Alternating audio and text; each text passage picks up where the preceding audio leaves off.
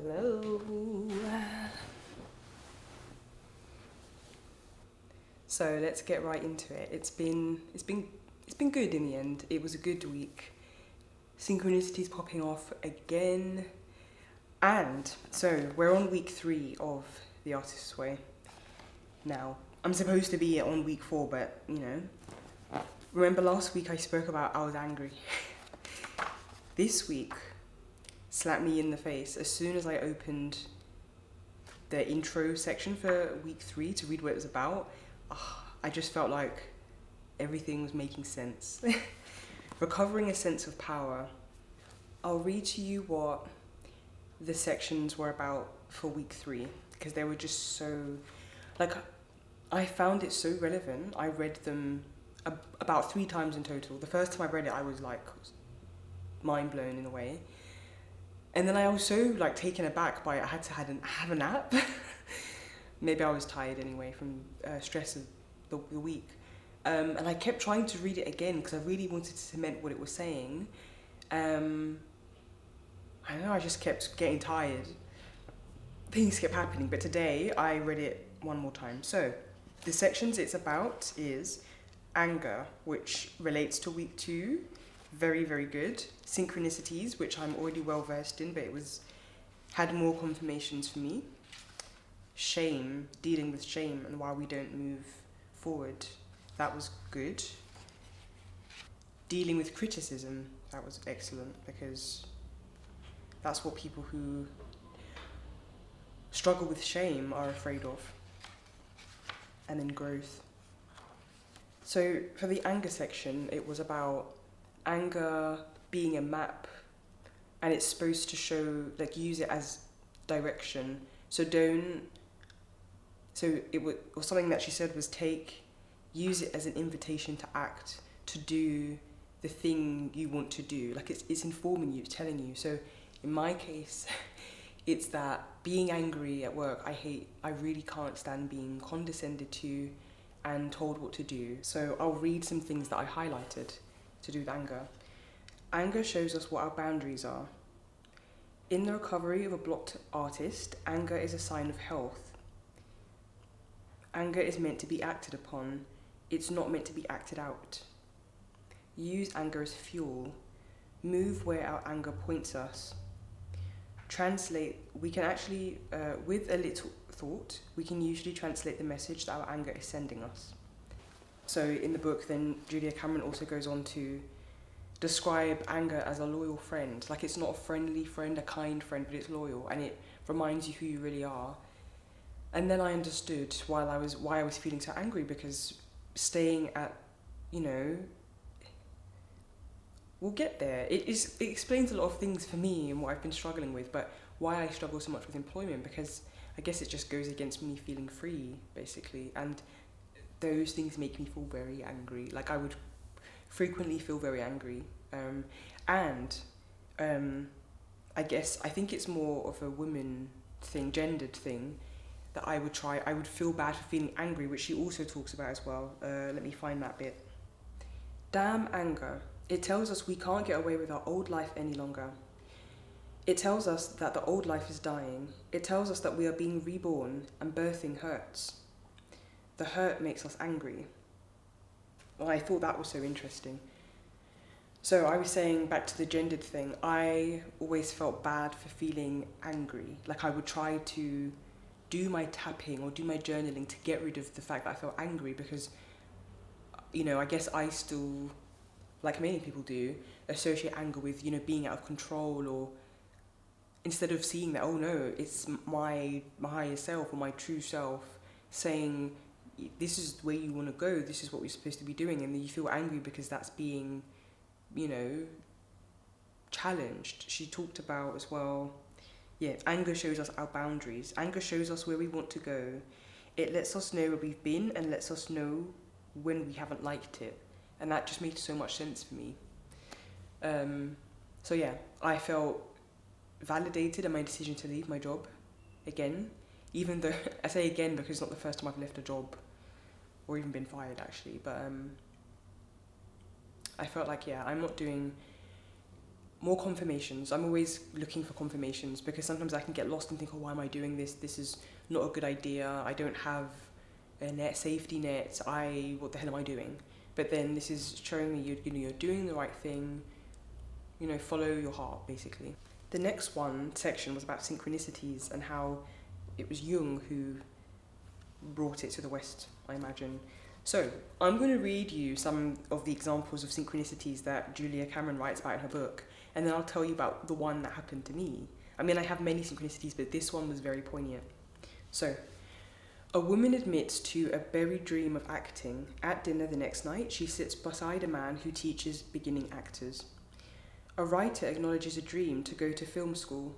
A single exploratory phone call puts him in touch with a professor who knows and admires his work and promises him that the last available slot is now his. A woman is thinking about going back to school and opened her mail to find a letter requesting her application from the very school she was thinking about going to. A woman wonders how to rent a rare film she has never seen. She finds it at her neighbourhood bookstore 2 days later. A businessman who has secretly written for years vows himself to a professional writer for a prognosis on his talent. The next night, over a pool table, he meets a writer who becomes his mentor and then collaborator on several successful books. So my one, I think, relates to a woman wonders how to rent a rare film and then find it in a bookstore 2 days later. So another synchronicity, confirmation, manifestation, whatever you want to call it, happened. So when I was first thinking about leaving, and I hadn't made the plunge yet, I was thinking to myself, oh, I want to do that thing where you don't have to work anymore, but they still pay you to the end of the month. And that hadn't happened yet. Then I got really angry. I didn't express it. I couldn't really do the work because I was so stressed and, disillusioned and all this kind of stuff. But I was just really angry. That's what triggered it. And then I had a meeting with my manager the next week. And then he offered the thing that I wanted, we'll still pay you, but you don't have to come in. I was like, oh my fucking God. To help me not be as stressed. So I'm so grateful for that. Anyway, that evening, let's backtrack. The evening before that, I was watching Mawhinney, I don't know how to say her second name, on YouTube. I just wanted to know, I knew she was using a camcorder, but I didn't know which one she was using. And then in the latest vlog, it's shown quite clearly. So I was, a bit stalkerish, but I was taking screenshots, trying to figure out what model it was. And here it is. I will tell you the story about that. So I was searching for it online. It was late. It was past 11 at this point. And it was sold out or discontinued everywhere. And I was like, oh my God, because the thing that really compelled me was that she took out of a little handbag. I'm like, that is what I need. Because I'm filming right now on my boyfriend's Sony Alpha something or the other. But I have to baby it, because he uses it for he's a filmmaker. And, I have to, it's not that I want to throw my gear around, but I want to, while I make my art, I just want to, whip it open, film things, take it with me, throw it in my bag, and I can't really do that with this. This is all rigged up and it's very heavy. So I really wanted this camera. And then I just sort of, I don't know, I had to give up. I was looking at a lot of websites and I considered going to Curry's and all these things.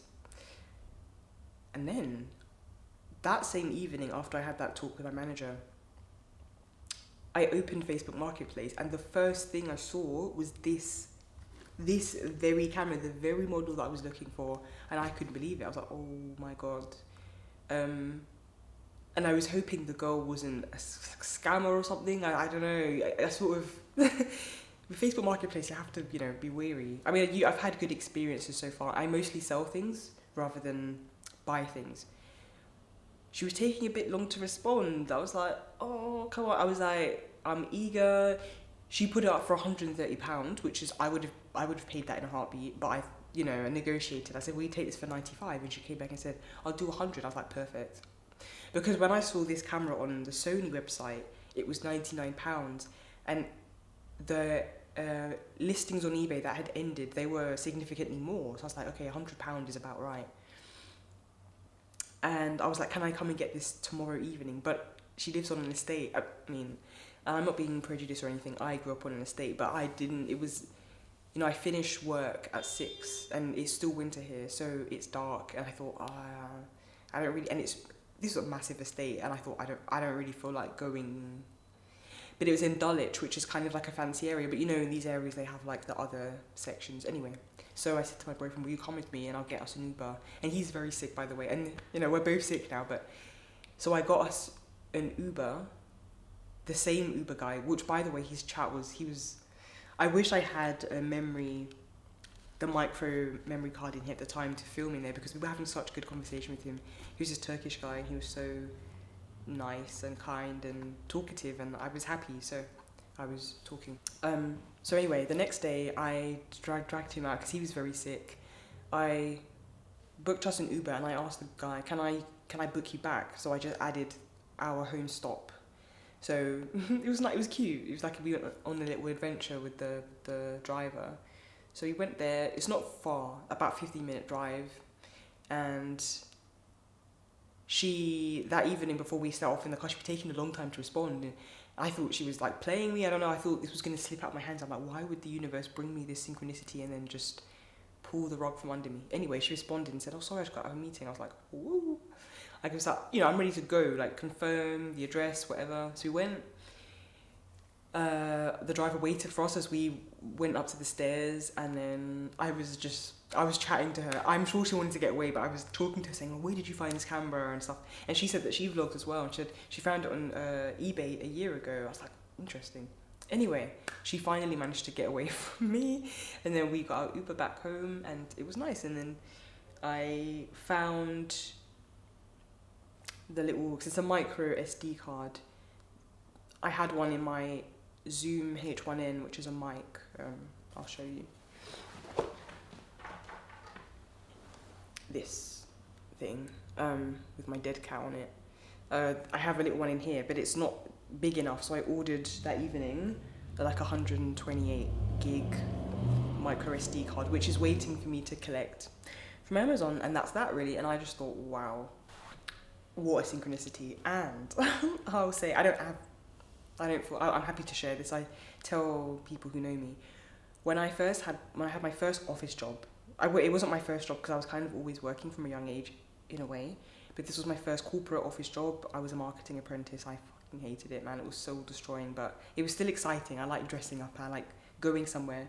I remember saying I liked feeling like part of something, like part of the commute, which is so funny now because now I want to be remote and I can't imagine waking up early, putting on makeup every day. Oh my God, I can't, who was I? Anyway, I got fired from that job because it wasn't for me, because it's just, this life is not for me. And then I went to Covent Garden in West London, which is one of my favourite places to go for a walk in the summertime. And I saw Casey Neistat filming Shawn Mendes. And I was absolutely mind blown. To me, that was a huge synchronicity, and I still take it that way. And I still think back to that time, because I was crying on the, I'd been fired, whatever, they told me to leave on the spot. There was no garden leave. And I was on the phone to my twin, and I was crying, and I was walking on the streets, and I just went for a walk. It was summertime. And then I saw him filming, and I loved Casey. Casey Neistat's one of my biggest inspirations at the time, and still sort of is, for his like carefree, just making it happen, rough and ready. I love that. And I was like, oh, that's a sign to like, just do it, do the thing. I've always been creative, and back then I was making more films and photography and assisting photographers. Like I was doing a lot of that stuff back then. And as always, I abandoned myself and abandoned that part of myself to do real work or do a real job, which really sucks the life out of me. And then that was like, just telling me just do it. And I didn't know who Shawn Mendes was at the time, and I still don't, but I've since seen what he was filming, and that was crazy. Because he's from New York. Like, Casey's from New York, dollar pizza, all that kind of stuff. So to see him in London, I was like, what? Anyway. So, this is not Casey Neistat, but it's a camera, and Casey, it's just like, I feel like it connects years later. When was that? That was 2019, I think. Maybe 2019 or 2018, I think it was. So how many years back? And, I've left another job, and the filming aspect comes back, like creativity. That's what it symbolizes for me. So this is big. And I know I said I wouldn't share synchronicities, but I'm happy to share those ones. So that was massive for me. Also, I want to add that another thing that I loved so much about synchronicity, because I was going to wash over that bit. I'm like, oh, I know all about that. But it was like, take that step, make the decision, and the universe or God. She used a lot of God terminology. And I used to be very triggered by that because of some of my family are very religious and some of them are not, and I am not into that, really. I did grow up going to church, but I'm not really into it, and I'm not as offended by the word God anymore, which is interesting. Like I sort of accept it. Anyway, take a step, take a decision, move forward, and God or source will meet you, take so many more steps closer towards you, or all these opportunities that you could have never imagined will come to meet you and help make what you want happen. And for me, I take what was going on with Black Girl Swim Club as my blueprint. I don't feel like I was massively successful, but the demand was insane, and it's still insane. And I still sort of feel, I've got a video up now, actually. There's an interview, you can have a listen to that, about why I started it. And I'm going to start posting a few more things, because a lot of that stuff is on TikTok and Instagram, but I think it's worth bringing it onto YouTube, because I did a bit of research, and there's not really any black people, women, talking about swimming. Anyway, I still feel stressed to this day that I couldn't meet the demand in a way that was satisfying to me, because it became what I hate in employment, which is admin, and I don't know, I wanted to be swimming and learning and having fun with the girls, and I wasn't doing that. I still take it as a blueprint because so many opportunities came to me. I was flown to Portugal by the surf brand O'Neill, which I could never in my wildest dreams imagine that, not because they're such an amazing brand, but because like that's so random. Like this white-ish surf brand flying me out from South London. From Thornton Heath, they came to get me at 5 a.m, Thornton Heath, to fly me to Ericeira. I could make a video talking about how that was, because that was interesting and not in the best way.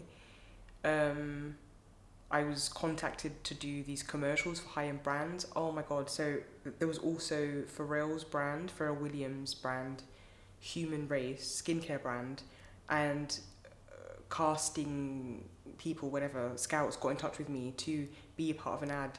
So I got the O'Neill one, but like I didn't get that job, and I would miss out on a few things, and I'd feel a bit, oh, I missed out on that. Because I've seen the campaign since, and it looks amazing, but I'm not in it. My point is, I take it as my blueprint, and I'm still gonna bring it back in a new iteration of what can happen when you're specific and you put it out there publicly. I'm doing this thing, and in that case, it was specific who it was for. It's for black women. It's for learning to swim. It was very, very specific. Anyway, I take that as that's my example, my tangible example of what happens when you make the decision. And I stress that because I'm usually indecisive, or I have FOMO, and not in the way that you think. I have FOMO for my ideas. So I think if I make this decision, if I do this thing, then I'm not exploring this and I'm missing out on this. And it's really stressful to split your energy in that way. So to wrap it up, I see it as I need to put my website out there, put my art on there, take the photos, put them on the website, sell it, because I'm still sort of dancing around. When I'm out and about talking to new people or at parties or whatever, and I'm saying I'm doing art, and they're like, what kind of art you do? And I start fumbling because I still don't feel comfortable in the kind of, I don't have a specific brand or image. And I think that's fine. I've reflected on that as well, that I just need to make, and I need to stop trying to categorize myself at such an early stage. And when I really think about it, all the artists that I admire, contemporary artists and even historical artists, I don't know if they're really writing their own bios and statements. They might be, but I feel like when they start to get, gain prominence and stuff like that, it's the people around them, whether it's critics or curators or directors, are writing those things about them. So then I think that's how it goes. I don't really know. So then I thought, I just stop stressing, I just make. Anyway, So here's a note I wrote. Make the decision to chart the path. Yeah. And then with that in mind, the next section was about shame. Let me read this. Those of us who get bogged down by fear before action are usually being sabotaged by an older enemy, shame. And I just thought, this is so well written. Like, she really understands who she's writing to. Because, the last section, it was just about make the decision, go for it, do it. But then we're not doing it. The first sentence says, if it were that easy to take action, I wouldn't be reading this book. Right? It's true. So this is so important to me as well. It talks about making a piece of art may feel like telling a family secret. The act of making art exposes a society to itself. Art brings things to light. It illuminates us. It sheds light on our lingering darkness. When people do not want to see something, they get mad at the one who shows them. And this is big for me because, I definitely, I briefly alluded to my Basquiat painting that I posted about it being about freeing myself from some wounds there, which, it's not going to go away in one session. And I've got lots of that kind of stuff buried, that I want to express. I think that's a big part. You're driving me wanting to make art. And I always have this voice in my head like, oh, you can't talk about that. Like, you can't share this. Somebody else is involved. It's like some other family member is involved. You can't tell their story, but it's my experience and I want to free myself from it and I deserve to tell my story. So this is a big part about being afraid to put yourself out there for being criticised. And she talks about how the very act of making art triggers your, the shame of your childhood necessarily. And then she goes on to talk about, in the criticism section, discerning between helpful criticism that you can actually do something with and just disparaging criticism that's just beating you up because they're trying to shame you. Also, she talked about how people shame others because they want to stop you from doing something that embarrasses them. And I thought that's interesting. So I'm going to read these points. There's 9 points about how to deal with criticism as an artist. 1. Receive the criticism all the way through and get it over with. 2. Jot down notes to yourself on what concepts or phrases bother you. 3. Jot down notes on what concepts or phrases seem useful. 4. Do something very nurturing for yourself. Read an old good review or recall a compliment. 5. Remember that even if you have made a truly rotten piece of art, it may be a necessary stepping stone to your next work. Art matures spasmodically and requires ugly duckling growth stages, which was important for me to hear as well. 6. Look at the criticism again. Does it remind you of any criticism from your past, particularly shaming childhood criticism? Acknowledge to yourself that the current criticism is triggering grief over a long-standing wound. 7.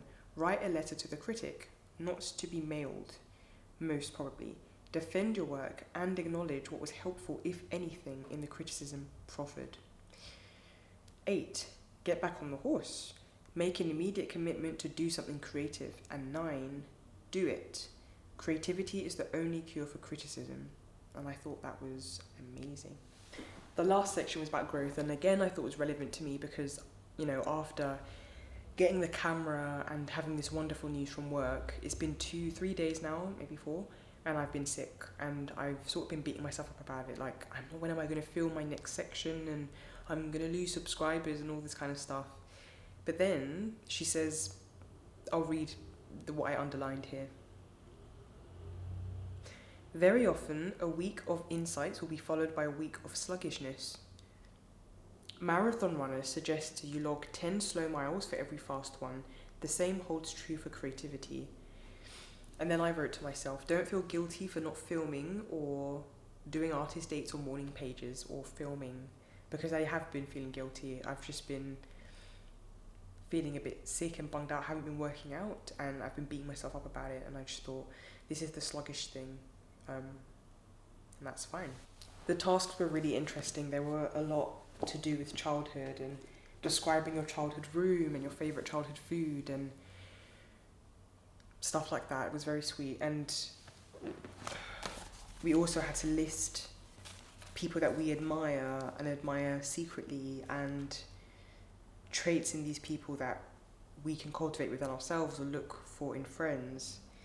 People we'd want to hang out with that are dead. We had to compare the lists that we made. And, you know, there might acknowledge that there might be a list that we think we should admire, and then there might be a list that we really like, our heart just sings for them, like we really like them. And this is what the three that I picked out, and the binding reasons why I picked them. So there's a contemporary artist called Jordy Kerwick, who he's from Australia, but he lives in France now. And he started painting recently. I say he's been doing this for a few years now, but really he's only started pick up a paintbrush and started drawing and painting very recently. And he has a lot of the same motifs of animals, like tigers, snakes, so very mythical, folky kind of stuff, textural, vibrant work, when I really like it. So I found him on Instagram. I wrote, I really like his work because it's playful painting, only started recently, folky, mythical, as I said. The next one is Basquiat, who I think might be obvious by now that I really like his work a lot and his story somewhat. For him, I wrote playful paintings, amazing colorist, also self-taught and determined.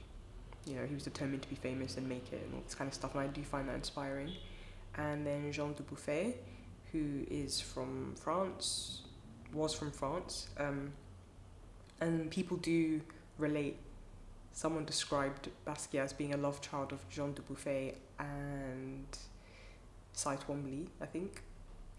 Anyway, I just love his like automatic drawings and the sculptures that he later did. I really like them. And so I put playful art brute. He was anti-establishment, but he took his art seriously. So I learned he categorized and catalogued all his works. You know, so he was very serious about it, even though he was anti-establishment and didn't care about the intellectual loftiness of art. That, you know, he was just you know, he collected a lot of art brut, as he called it. So work from psychiatric patients, prisoners, children, and that's the stuff that inspires me. And, you know, the common thread between these guys, I do like women artists, by the way. I also wrote Louise Bourgeois and Lee Krasner, for example. I definitely want to look into more non-white artists, but anyway, I do like women artists. But I wrote that they're, you know, playful was the word that kept coming up for me, and that's definitely, I like all kinds of artists, but the playful stuff is definitely what makes it seem accessible to me and sort of suits my sensibility. You know, if you really know me, I'm very playful and silly, and I thought, yeah. So anyway, with that in mind, today I was lying on the sofa and drawing something, and I won't tell too much about it, but I've started drawing something, an animal, and I don't think it will be involved in my creatures series, but it is a creature. And I thought to myself,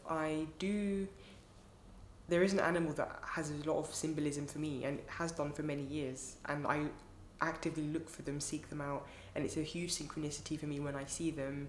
And I thought, oh, why haven't I incorporated it into my art yet? So this marks the start of me doing that, and that's that. So apparently week 4, because my boyfriend is also doing the artist's way, he's not filming it, but he's doing it, is not consuming any media. Well, it says not reading, but I think that extends to not watching films, not going on social media, which sounds a little bit crazy.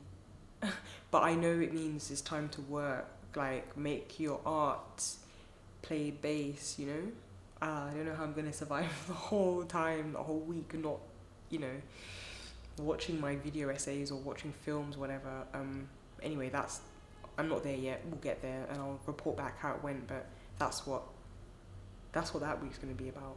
But this week has been good. I've, you know, like I said, I've been beating myself up about not filming and stuff like that, but a lot of movement has happened, and I'm really happy.